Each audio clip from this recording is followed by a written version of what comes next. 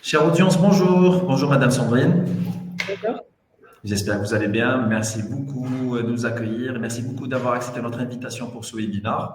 Donc, je rappelle à notre audience que ce webinaire sera autour d'une thématique qui est celle de l'intégration, comment réussir l'intégration des nouvelles générations en entreprise, les défis, les opportunités. Et dans ce sens, justement, Madame Sandrine Zouzou, que je vais présenter un petit peu et à qui je laisserai après la main si j'oublie quelque chose pour qu'elle en rajoute.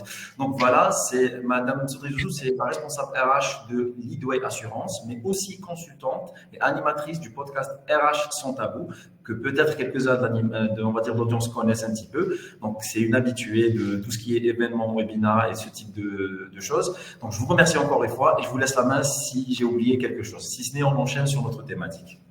Merci Aïssa. Je pense que tu as présenté textuellement qui je suis. Juste pour ajouter que je suis un manager RH pourquoi j'ai créé RH sans tabou? Parce que je me suis dit, il serait très bien de parler des ressources humaines qui sont mal vues généralement dans les entreprises, d'une autre manière, sans filtre, pour permettre à tant les professionnels des ressources humaines que aussi les collaborateurs de comprendre la fonction et de mieux appréhender en fait certains aspects des ressources humaines. Donc voilà un peu ma motivation sur ce podcast et aujourd'hui un plaisir pour moi d'être avec vous. Donc, merci à Nouveau Job, merci à tous. Merci à vous aussi. Et je ne peux que consolider votre avis et votre on va dire initiative parce que justement le but de ces webinaires c'est d'aller dans ce sens. C'est vraiment apporter un plus au métier des RH et que ça soit aux candidats, que ce soit aux ressources humaines. Donc sans trop tarder, on va passer directement à notre présentation qu'on vient de partager et on part à la première partie de cet événement qui est celle de comprendre les attentes des nouvelles générations. Et je vais rapidement commencer par une première question qui revient souvent, qui est certainement quelles sont les principales attentes des nouvelles générations lorsqu'elles intègrent une entreprise, mais aussi comment ces attentes diffèrent-elles de celles des générations précédentes. Donc, c'est les deux premières questions qui reviennent le plus et dans lesquelles je vais vous laisser un petit peu nous orienter, on va dire. Voilà. Merci Aïssa. Alors, il faut comprendre que le monde du travail a fortement évolué depuis quelques années avec l'avancée de la technologie et aussi l'avènement du Covid. Du coup, aujourd'hui, les attentes des collaborateurs qui étaient plus, ou des employés qui étaient plus axés sur tout ce qui était rémunération et pérennité ou sécurité de l'emploi, ont basculé en fait avec les nouvelles générations pour se focaliser sur certains points. Donc, vous voyez là, on parle d'autonomie et de flexibilité parce qu'aujourd'hui, comme je l'ai dit, avec l'avènement du Covid, on est parti sur un travail assez flexible, l'avènement du télétravail dans les entreprises. Donc aujourd'hui, quand les collaborateurs postulent dans une entreprise, ils attendent à ce qu'on leur donne en fait un temps de flexibilité, qu'ils puissent en fait allier travail et aussi vie professionnelle, vie personnelle. Donc, oui. Allez-y. Donc, en fait, il est très important, en fait, d'avoir ce point-là dans les entreprises parce que c'est aujourd'hui un des critères essentiels quand on recrute des collaborateurs de pouvoir se dire que je vais dans une entreprise qui va me permettre à la fois d'avoir un travail flexible, d'avoir un travail qui me permet de m'exprimer sur le choix du processus de travail, sur les initiatives personnelles que je veux faire. Donc, la flexibilité devient un pilier essentiel, en fait, des attentes des nouvelles générations en entreprise. Super. Et pour vous, à la base, quels sont les éléments clés qui favorisent leur engagement dans les premiers mois d'entreprise? Quelles sont les choses que devraient, on va dire, suivre les ressources humaines pour vraiment bien intégrer ces personnes-là? D'accord. Donc, comme je le disais, on est sur une génération très, très technologique moi, je les appelle la génération très pressée parce qu'ils savent tout. Depuis le bas âge, ils sont à l'affût sur les réseaux sociaux, ils sont à l'affût de tout ce qui est technologie et avancé sur les réseaux sociaux. Donc, quand vous avez ce genre de personnes dans votre entreprise, les premiers instants, en fait, comptent. Donc, généralement, ce que je conseille, en fait, quand on reçoit ce genre de génération, c'est de déjà les taper à l'œil, en fait, de ses collaborateurs. Déjà, dès le début, même avant qu'ils commencent dans l'entreprise, il faut avoir un bon processus d'onboarding dans votre entreprise. Donc, il faut que les étapes du onboarding soient bien définies tant du côté RH et que le collaborateur soit aussi au parfum, en fait, de ce qui va se passer pendant son onboarding. Donc, c'est un onboarding pré-début et un onboarding quand le collaborateur commence. Donc, en pré-attente de son premier jour, en fait, il faudrait déjà lui partager tout ce qui est processus d'entreprise, culture d'entreprise, comment la société se développe. Il y a des activités que vous avez déjà faites. Il faudrait partager certaines images à ce collaborateur-là, l'envoyer aller sur les plateformes technologiques parce qu'on est tous sur Facebook, Instagram et autres. Donc, l'inviter à aller sur ces pages-là. Donc, déjà, au premier abord, en fait, il a la visibilité de comment l'entreprise fonctionne. Et un truc qui est très essentiel, en fait, quand on reçoit ces nouvelles générations, c'est de les aider, en fait, à s'intégrer dans la société. Et généralement, le partnership ou le body, trouver quelqu'un, en fait, qui sera son partenaire, qui sera son coach dans l'entreprise pour qu'en fait, il le prenne des premières étapes, en fait, dans l'entreprise. Il va gérer tout ce qui est intégration, l'appeler à certaines activités. En fait, juste ce matching, en fait, avec quelqu'un de l'entreprise qui est peut-être d'une autre génération va lui permettre, en fait, de mieux s'intégrer dans la société. Donc, il faudrait déjà avoir un bon processus d'onboarding dans une société et une communication transparente avec cette personne-là qui intègre votre compagnie pour qu'il sache quelles sont les étapes qu'il va suivre et trouver un body dans l'entreprise qui va le suivre dans son intégration. Donc, pour résumer en quelque sorte, ça veut dire que les entreprises seront assez intelligentes s'ils utilisaient leur marque employeur en quelque sorte pour bien présenter l'entreprise avant l'onboarding et pendant l'onboarding, utiliser en quelque sorte les collaborateurs existants qui sont déjà dans l'entreprise comme des ambassadeurs qui vont accompagner ces, on va dire, nouveaux recrues dans leur schéma et enfin dans leur cursus d'appréhension de l'entreprise. Donc, c'est un petit peu ça. Super. Très bien. Donc, si vous n'avez pas d'autres rajouts, on va passer directement à la deuxième étape qui est celle, on va dire, de anticiper les défis intergénérationnels.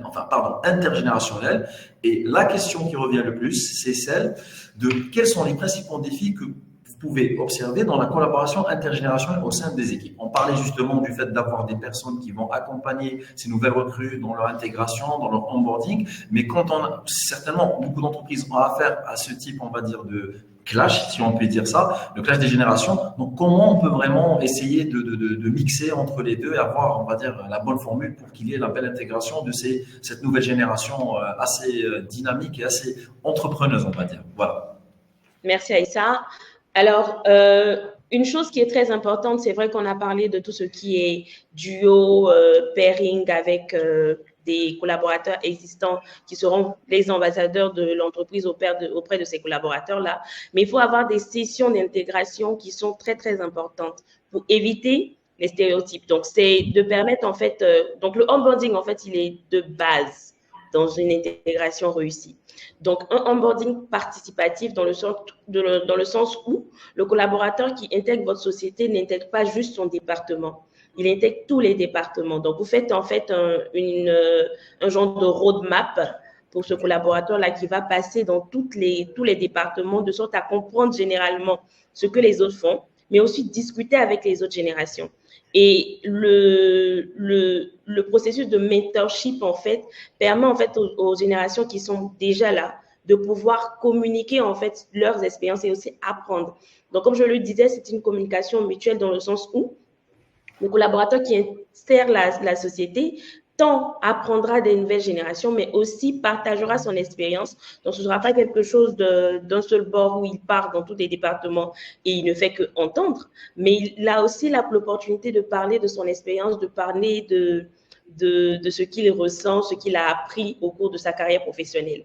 Et aussi, par derrière, en fait, il faut avoir une écoute active. Donc, il faut permettre en fait à ce collaborateur qui intègre dans cette nouvelle génération qui intègre nos sociétés de pouvoir s'exprimer, de ne pas juste recevoir sans pouvoir s'exprimer. Donc, il y a vraiment cette partie de partager leur expérience, mais aussi la partie de comprendre comment ils ont perçu l'intégration au tout début. Donc, où c'est ce style de communication, l'apprentissage mutuel entre les générations qui sont déjà dans l'entreprise et lui, et aussi valoriser en fait le collaborateur dans le sens où on crée un environnement de respect avec différentes cultures, donc différents personnages qui leur permet en fait de s'exprimer et on brise en fait les barrières de stéréotypes. Donc la culture d'entreprise va aussi jouer un aspect important en fait dans cette intégration, dans le sens où la culture d'entreprise va venir définir en fait les barrières et bloquer en fait tout ce qui est stéréotype dans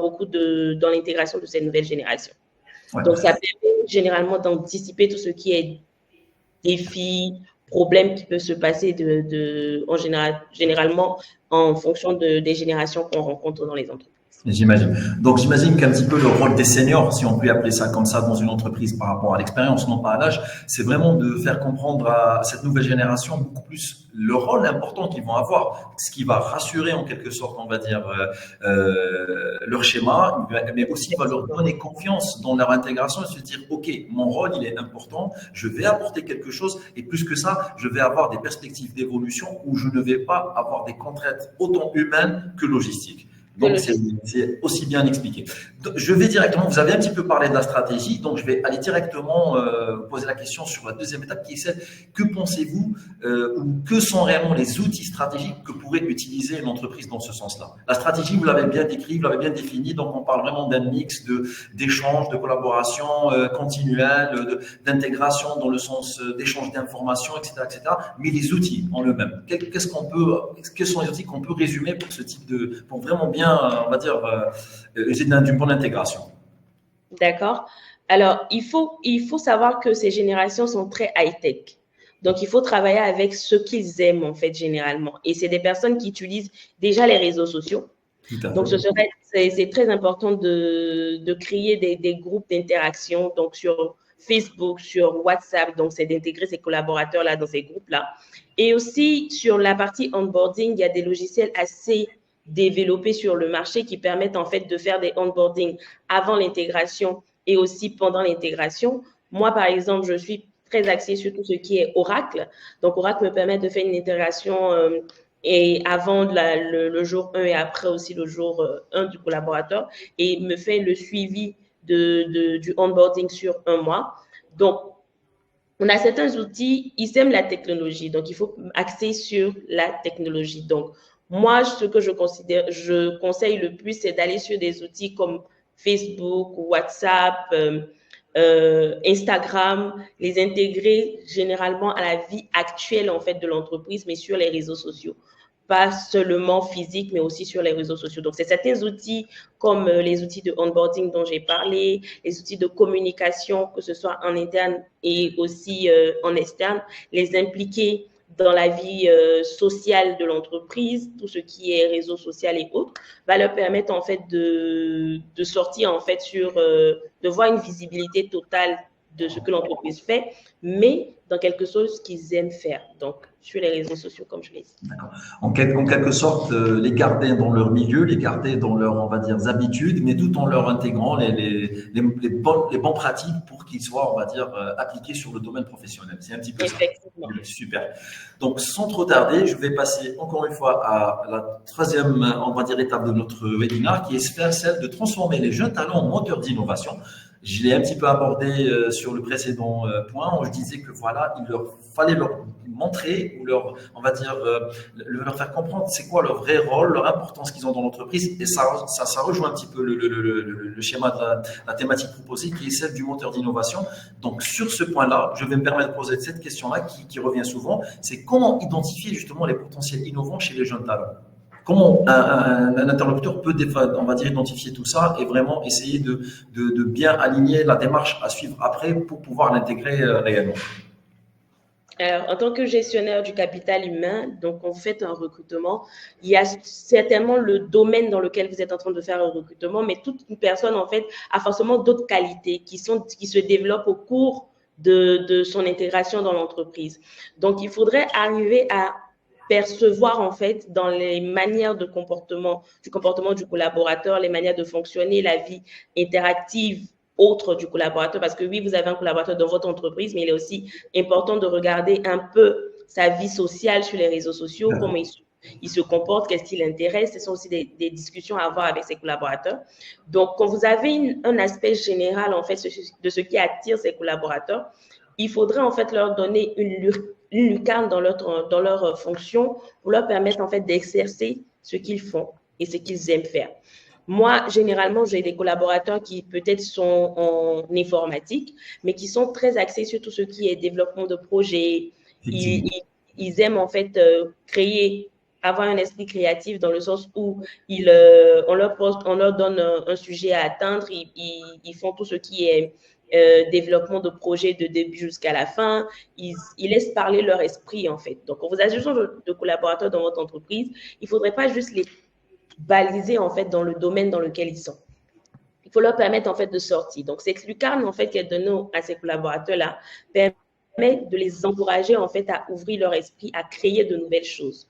Donc généralement, donc ça permet aussi de maintenir et de retenir les collaborateurs dans le sens où ils se disent je suis dans une entreprise qui ne me bloque pas juste sur ce que je suis en train de faire, mais qui me donne aussi une lucarne pour pouvoir apprendre, me développer. Donc, il y a ces projets sur lesquels il faut mettre les collaborateurs, les challenger sur certaines choses de l'entreprise en termes de développement de l'entreprise, qui ne sont pas spécifiquement sur ce qu'ils font généralement, mais qui leur permettent de toucher à autre chose dans l'entreprise, et valoriser la collaboration dans le sens où on ne les bloque pas juste à eux, on fait des équipes projets, si vous voulez, qui sont diversifiées avec d'autres personnes dans l'entreprise, qui leur permettent de collaborer et aussi de discuter de projets avec d'autres personnes. Donc, ça permet aussi de développer leur esprit de créativité. Et aussi, nous, en tant qu'entreprise, en fait, on développe des talents. On développe des compétences qui, peut-être aujourd'hui, ne nous servent pas totalement, mais qui pourraient servir à la compagnie dans un développement prochain. Donc, ça va nous servir de base pour recrutement si il s'avère que dans le développement de l'entreprise, on a besoin de ces compétences-là à venir. Donc, c'est un plan de carrière aussi pour le collaborateur, une gestion budgétaire pour l'entreprise parce qu'ils auraient ces talents-là et ces compétences en interne. Et aussi, c'est pour nous aussi un talent development dans le sens où ça nous permet de pousser sur des formations, pousser sur des ateliers de formation, des ateliers qui permettent aux collaborateurs eux-mêmes de se développer. Donc, la partie development par derrière n'est pas uniquement sur le travail qu'ils font, mais aussi sur les aspects personnels pour qu'ils puissent développer d'autres compétences qui demain serviront à la compagnie. Donc, ce sont des tips de talent retention qui sont très bien en fait pour les compagnies, tant pour les compagnies, mais aussi pour les collaborateurs qui se sont valorisés dans l'entreprise. Super. Je pense que vous avez un petit peu résumé toutes les questions qui reviennent, on va dire, sur ce sujet-là. Je ne peux que dire que vous avez finalité consolidé l'idée qu'on est beaucoup plus maintenant dans une logique d'intrapreneuriat, où on pousse nos collaborateurs, qu'ils soient nouveaux, anciens, à prendre vraiment la responsabilité, à être dans la créativité et proposer sans langue de bois. Voilà, c'est vraiment essayer de se permettre d'aller creuser plus loin pour améliorer et être efficient à 100%. Donc, et vous avez finalité résumé le tout de ce qui peut revenir, que ce soit la stratégie, les projets à proposer, la façon d'organiser tout ça. Donc, je vais rapidement et directement passer à l'étape suivante, qui est celle de les clés d'une intégration réussite. Donc, on va résumer un petit peu. Donc, l'accueil personnalisé, le parrainage et mentorat, formation, immersion, évaluation et feedback. Et sur ce point-là, je vais rapidement, on va dire, vous poser quelques questions. Selon vous, quelles sont les premières étapes cruciales d'un parcours d'intégration pour les jeunes recrues? Donc, on va résumer rapidement ce que vous étiez tout en train de dire, mais en gardant les choses essentielles pour un recruteur ou pour un collaborateur pour qu'il puisse vraiment réussir l'intégration de ces nouveaux collaborateurs. Voilà. Alors, en tant que gestionnaire de capital humain, le parcours d'intégration de la nouvelle génération, peu importe même que ce soit de la nouvelle génération ou d'un nouveau collaborateur dans votre entreprise, est très important. Et ça part déjà du jour où on a signé le contrat, du jour où on a accepté, même encore plus loin du recrutement. Parce que de la même manière dont le recrutement se passera, tout ce qui est démarche et process recrutement se passera, permettra en fait de fidéliser vos collaborateurs dans le sens où ils verront déjà un aperçu de votre culture. Donc, en termes d'intégration réussie, je dirais, on part déjà du recrutement en termes de procédure de recrutement, les étapes qui sont connues par le collaborateur, qui est très important parce que ça lui permet d'avoir une fluidité de ce qu'il va avoir dans l'entreprise s'il accepte l'offre. Et déjà, bien avant de commencer, il faudrait que tout soit personnalisé. Il faut que l'accueil soit personnalisé comme on l'a présenté là. L'accueil personnalisé va l'avant jour 1 et après le jour 1. Dans l'avant jour 1, c'est vraiment donner certaines informations clés, comme je le disais bien au début, culture d'entreprise, activité qui se passe dans l'entreprise, organigramme de l'entreprise, structure de l'équipe dans laquelle il va intégrer. Et en tant que gestionnaire de ton côté, tu établis en fait un plan d'intégration qui permet aux collaborateurs de passer de département en département. Une lucarne qui lui permet de s'exprimer, donc comment il pour aussi nous permettre d'améliorer ce onboarding. Et après, le parrainage, il rentre en ligne de compte, il est très important parce que ça permet de mixer les générations. La formation, parce que, et l'immersion, dans le sens où il faut qu'ils comprennent ce qui se passe dans l'entreprise. Donc, c'est pour ça qu'il est important de faire tout ce qui est session d'intégration, parcours d'intégration dans l'entreprise, mais aussi prendre les feedbacks, comme je l'ai dit, ouvrir une lucarne qui permet aux collaborateurs de s'exprimer. En fait, il faudrait que le collaborateur n'exécute pas le processus d'onboarding, mais qu'il le vit à chaque étape. Donc, en fonction du collaborateur que vous avez devant vous, donc si c'est une génération nouvelle, donc comme je l'ai dit, qui aime vraiment des petites, qui sont vraiment axées sur certains détails technologiques, il faudrait faire rentrer dans ce processus d'onboarding que vous avez de manière générale certains points clés qui se collent en fait à tout ce qui est technologique. Donc, des intégrations WhatsApp, des bienvenus sur le groupe WhatsApp, une photo sur la plateforme de l'entreprise qu'il a la possibilité de partager avec son réseau pour leur dire que j'ai commencé dans cette entreprise. Ça vous donne des points parce que vous permettez à des personnes de venir sur votre plateforme, donc de liker votre plateforme. Mais aussi, lui, il se retrouve dans son mood, dans son environnement où il parle de ce qu'il fait, qu'est-ce qu'il fait, où il est et tout. Et par derrière, encore, ça lui permet en fait de ne pas trop se dévier de ce qu'il aime. Et ça l'intègre un peu plus rapidement. Donc, voilà un peu des éléments essentiels en fait dans un parcours d'intégration réussi qui permet en fait aux nouvelles générations d'être captivées dans le travail qu'ils font et aussi ne pas s'éloigner de ce qu'ils aiment le plus. Super, super. Donc, en résumé, vous avez finalité identifié tous on va dire les modules clés pour vraiment faire une bonne intégration. Vous avez parlé du parrainage, vous avez parlé de s'adapter à l'atmosphère et on va dire l'environnement dans lequel peinent actuellement les nouveaux candidats ou nouveaux, on va dire, recrues, mais aussi comment doit l'entreprise on va dire, user de ses forces, que ce soit le branding, que ce soit les interlocuteurs, même les ambassadeurs actuels, pour que cette intégration se fasse bien. Donc, on a grosso modo revu et vu un petit peu ce qui s'est fait et ce qui n'est pas fait dans ce type de méthodologie. Donc, on va passer directement à l'étape suivante qui est celle de créer un sentiment d'appartenance. Et dans ce schéma-là, on a un petit peu, on va dire, identifié ce qu'il y a. Donc, vous avez les cultures d'entreprise, événements et initiatives, communication interne et reconnaissance et valorisation. Ce que vous avez si bien résumé lors de votre introduction, madame. Donc, ce que vous avez un petit peu dit. Et on revient sur ça. Donc voilà, si vous avez autre chose à rajouter, vous avez des conseils encore à donner, s'il y a des choses sur lesquelles vous voulez encore rebondir, n'hésitez pas, madame Sandrine. Sur les questions, juste après ça, on va passer directement aux questions de l'audience et questions directes. Comme ça, on pourra répondre encore mieux à leurs besoins. Voilà. D'accord, merci Aïssa. Je veux juste revenir sur 2 points, sur l'importance en fait des événements et des initiatives dans les entreprises. En fait, il faudrait qu'on comprenne que le cadre du travail, comme je le dis toujours à mes collaborateurs, on passe 5 jours sur 7 au bureau, donc on passe plus de temps au travail que dans notre vie personnelle. Donc, il est important de faire de cet environnement de travail un environnement de travail propice qui, à la fois, donne un environnement qui permet aux collaborateurs de travailler, d'être productifs, mais aussi de se détendre. Donc, tout ce qui est team building et networking en termes d'événements organisés en entreprise doit être quelque chose qui est planifié depuis le début de l'année pour permettre aux collaborateurs de savoir que, OK, à telle période, j'ai un break.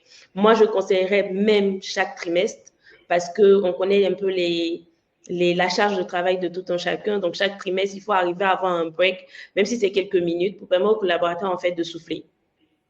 Même au cours de la journée, de trouver de faire dans vos espaces de travail des espaces où ils ont la possibilité de partir, peut-être de lire, peut-être de jouer à un jeu qui leur permettent en fait d'aérer l'esprit et de revenir au travail. Et aussi, assez aussi sur la communication interne transparente.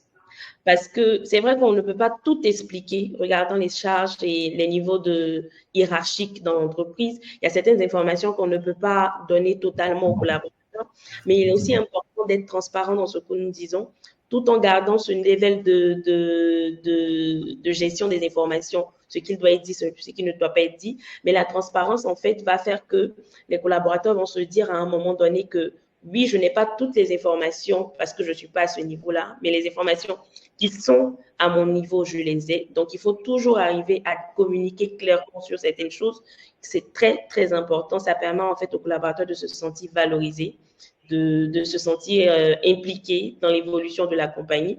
Moi, il y a quelque chose que je fais plus concrètement dans tout ce qui est élaboration de stratégie. C'est-à-dire, c'est vrai qu'on élabore la stratégie. Ce qu'on a l'habitude de voir, c'est voir la direction élaborer la stratégie, mais c'est aussi important de rajouter certains membres du personnel. Donc, choisir 2-3 personnes du personnel qui vont venir s'asseoir, qui vont venir comprendre ce qui se passe en termes de stratégie, pour ne pas qu'ils soient surpris quand on leur donne des tâches à exécuter. Donc, ils comprennent la stratégie, ils donnent aussi des tips pour pouvoir atteindre la stratégie. Donc, ces personnes-là qui ont participé à cette stratégie deviennent nos ambassadeurs sur les plateaux de production, sur les plateaux de travail, parce que quand on attend de vous peut-être 50 milliards de chiffre d'affaires et que d'autres ne comprendront pas, ils vont dire « Oh non, on a tous participé en fait à l'opération de ce plan stratégique. » Donc, vraiment, c'est de l'inclusion, communication transparente, certains événements pour aussi permettre au travail d'être assez relax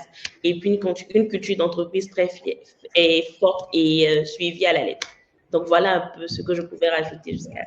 Donc, tout compte fait, quelle que soit la thématique, et même si on parle aujourd'hui de nouvelles recrues, de nouvelles générations, on est d'accord sur le fait que la bonne communication et l'atmosphère en interne, c'est les deux clés les plus essentielles pour une bonne intégration.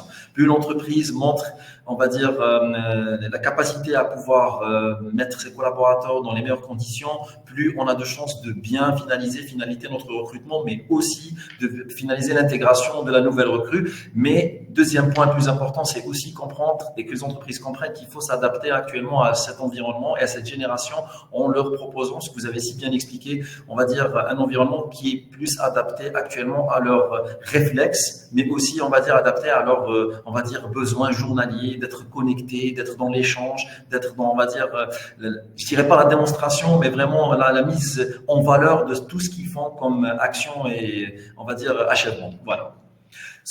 Pour ne pas trop tarder, on va passer directement aux questions de l'audience. Donc, il y a quelques questions qui reviennent. Je commence par l'une qui me semble assez pertinente, qui est de Madame Sonia.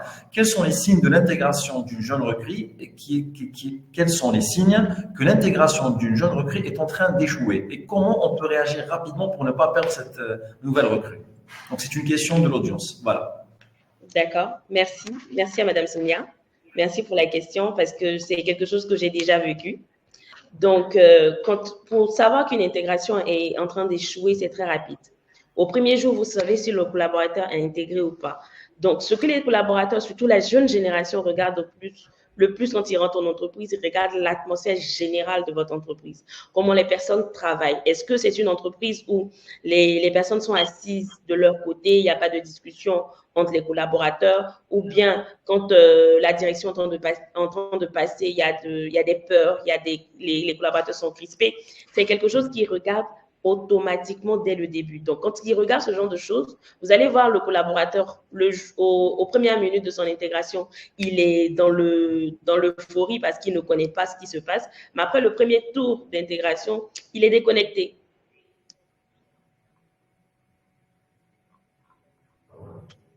Je ne sais pas si vous m'entendez. Il y a une petite coupure. Il y a une petite coupure, mais temporaire. Voilà. Voilà, super, on vous entend. Donc, je disais qu'arrivé à un moment, à cette période, vous allez voir que le collaborateur, il est déconnecté. Et déjà, les questions que vous allez lui poser au fur et à mesure que vous êtes en train de suivre le parcours d'intégration, vous allez vous rendre compte que le collaborateur avec lequel vous avez signé le contrat dès le début, il est déconnecté. Il commence à poser certaines questions assez particulières. Non, est-ce que pourquoi le collaborateur, il y a telle chose qui se passe dans l'entreprise, ou les aspects du visage. Je dis souvent que les ressources humaines sont un peu psychologues parce qu'il faut aussi checker l'aspect du visage du collaborateur pour savoir est-ce qu'il est toujours dans le mood, est-ce qu'il est déconnecté. Et dès que vous avez ça, c'est que peut-être soit la culture d'entreprise que vous avez est carrément différente de ce que vous avez vendu aux collaborateurs, soit il faut restructurer votre onboarding. Donc, il faut déjà changer l'onboarding. Donc, la première chose à faire, c'est que dès que vous finissez la journée 1, posez des questions à la nouvelle recrue. Comment ça s'est passé la journée 1? Qu'est-ce que vous avez remarqué? Quels sont les points forts que vous avez remarqués? Selon vous, comment on pourrait... C'est une discussion claire. Comment ça se passe? Qu'est-ce qu'on peut faire d'autre? Qu'est-ce que vous attendez d'autre pour demain? Ça vous permet d'avoir un peu une vision de ce que le collaborateur en train de vous attend en fait de l'entreprise. Et derrière cela directement, vous commencez à réadapter votre plan d'onboarding. Donc, il ne faudrait pas être bloqué dans le sens où c'est le onboarding à suivre qui est là. Donc, je ne change pas, je le suis jusqu'au bout. Mais en fonction du collaborateur ou du type de collaborateur qui est en face de vous, il faudra arriver à réadapter votre onboarding. Super. Donc, de jour à jour, en fait, la mise à jour de votre onboarding. Il y a une question qui vient de Monsieur Yann. Donc, il nous pose la question, comment faut-il coordonner les parcours d'intégration lors des recrutements de masse? Là, on parle environ de 50 personnes recrutées le même jour ou dans la même période. On est pratiquement dans un process d'assessment. Donc, il nous pose la question, comment on peut coordonner ces parcours-là et comment vraiment on va dire, sortir avec un résultat positif. Voilà, c'est la question de Monsieur Yann. Merci, Monsieur Yann. Merci pour la question. Alors, quand vous avez des équipes, vous avez des recrutements groupés, il faudrait arriver, donc déjà, votre plan de onboarding ne sera pas tournant. Parce que si vous étiez une personne, vous allez le faire tournant, la personne serait partie de département en département. Là, on passe sur un plan d'assessment qui est différent. Ils sont en salle. Vous avez votre plan d'onboarding, vous gérez tous les collaborateurs pour qu'ils passent. Mais là, maintenant, les outils. Donc, les autres départements, ils vont faire passer des personnes pour pouvoir parler de ce qu'ils font et tout. Même si aussi, vous pouvez faire le parcours d'intégration dans les départements, mais là, ça sera fait dans une salle. Mais par derrière, en fait, il faudrait que vous ayez un logiciel qui vous permette de mesurer, en fait, le parcours d'intégration que vous êtes en train de faire. Donc, le logiciel qui va vous permettre de mesurer va faire, en fait, vous pouvez utiliser soit un Google Form journalier qui permet de regarder si d'abord la formation qui est en train d'être faite, elle est accessible, elle est comprise des collaborateurs, parce que quand ils sont de masse, c'est difficile de faire du coaching de proximité avec tout chacun. Mais le Google Form ou le questionnaire qui est fait par derrière, qui va sur deux aspects. Un, est-ce que la formation qui est faite, elle est comprise par les collaborateurs? Et le deuxième aspect, comment ils prennent l'environnement général du assessment. Donc, il ne faudrait pas le faire à la fin de la semaine d'intégration, mais le faire au jour le jour pour permettre en fait déjà de voir en fait les cibles, de savoir quels sont ceux qui ne sont pas encore in, quels sont ceux qui sont déjà in. Et quand vous venez dans le jour qui suit, dans le jour N+1, ça vous permet maintenant de cibler ces personnes-là qui ont répondu, que vous savez qui sont en déphasage en fait avec ce que vous attendez. Donc, maintenant, ce qui est important dans ce recrutement de masse, c'est d'utiliser les ressources nécessaires informatiques pour vous permettre de gérer en fait ou de comprendre totalement votre audience. Voilà. Très bien. Je rajoute une autre question, vu qu'on a un petit peu de temps. Donc, il y a Monsieur Kouassi qui nous pose la question, comment intégrez-vous les jeunes talents de la diaspora sur le marché local lorsqu'il s'agit d'intégrer les rangs d'une multinationale ou une licorne? D'accord. Okay. Ouais. Donc, généralement, les multinationales sont ouvertes à tout type d'employés, pas seulement les employés du pays. Donc, déjà, comme je le dis toujours, la culture d'entreprise est de mise. Donc, si les collaborateurs comprennent votre culture d'entreprise, c'est encore plus facile pour eux de ne pas être fermés à de nouveaux types de collaborateurs qui ont de nouveaux... des personnes, des talents de la diaspora dans l'entreprise, parce qu'ils savent que la culture d'entreprise priorise déjà le brassage interculturel, le brassage des autres cultures en fait. Donc, si vous avez une culture d'entreprise assez forte et que vos collaborateurs sont conscients de cette culture d'entreprise, ça bloque déjà, ça brise déjà 50% des préjugés ou des stéréotypes par rapport aux autres cultures. Maintenant, c'est de comprendre déjà la culture que vous recevez. Qu'est-ce que cette culture-là recherche? J'ai fait partie d'une société, une association internationale qui est AESEC, qui valorisait en fait le brassage culturel parce qu'on s'est rendu compte que c'est quand tu ne comprends pas la culture de l'autre que c'est assez difficile en fait de faire l'intégration. Donc, en tant que gestionnaire des ressources humaines, c'est de comprendre déjà la culture de cette personne qui rentre là et essayer en fait de matcher cette culture d'entreprise avec ce que vous et ce que le collaborateur aussi a comme culture personnelle par rapport à la diaspora.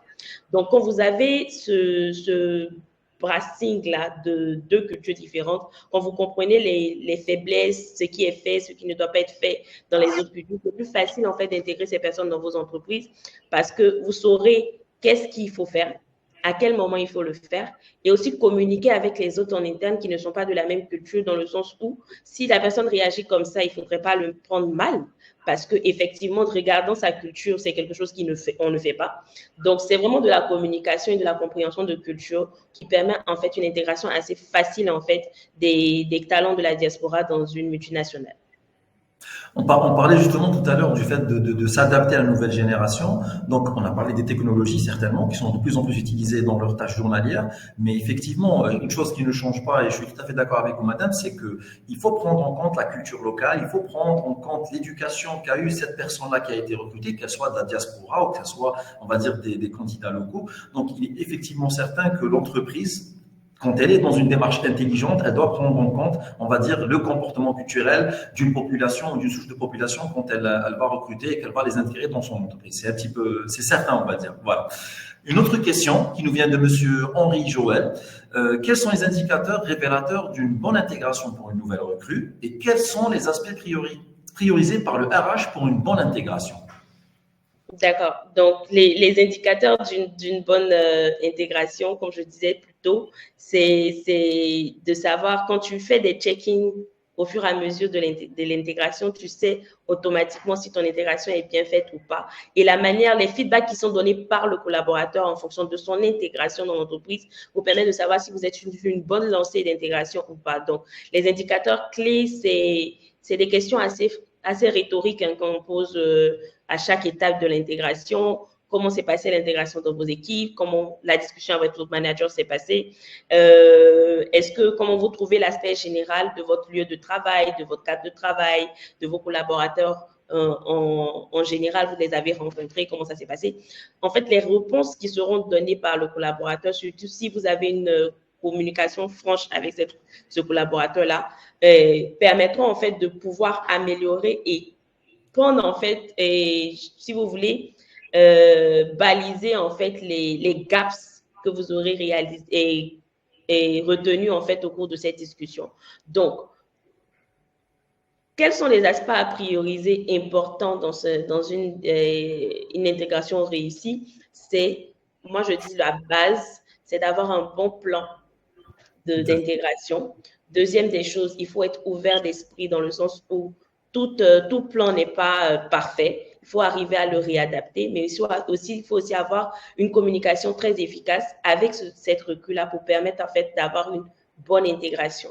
Parce que si vous déroulez un plan d'intégration sans même prendre le feedback du collaborateur, à la fin, vous perdrez un collaborateur qui n'est pas intégré en fonction de ce qu'il recherchait en fait dans une entreprise.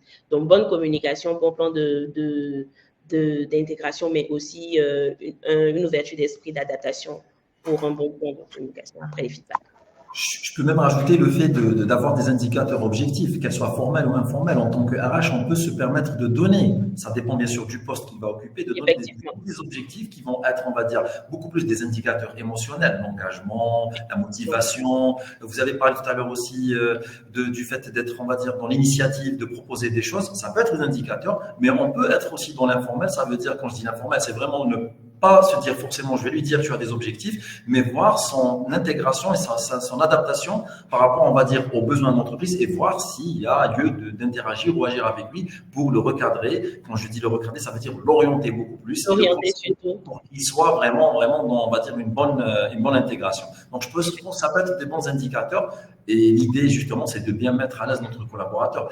L'humain répond rapidement à la logique d'avoir des objectifs. Tu as tel objectif, il faut les atteindre dans tel point, telle heure, ça peut être un bon indicateur. Mais aussi, on va dire, la charge émotionnelle qu'il y a derrière, donc lui donner, on va dire, toutes les valeurs qu'il faut pour qu'il soit dans un bon environnement et voir un petit peu sa réaction. S'il va être passif ou au contraire, il va être dans la dynamique de proposer quelque chose. Donc, ça peut être de bons indicateurs.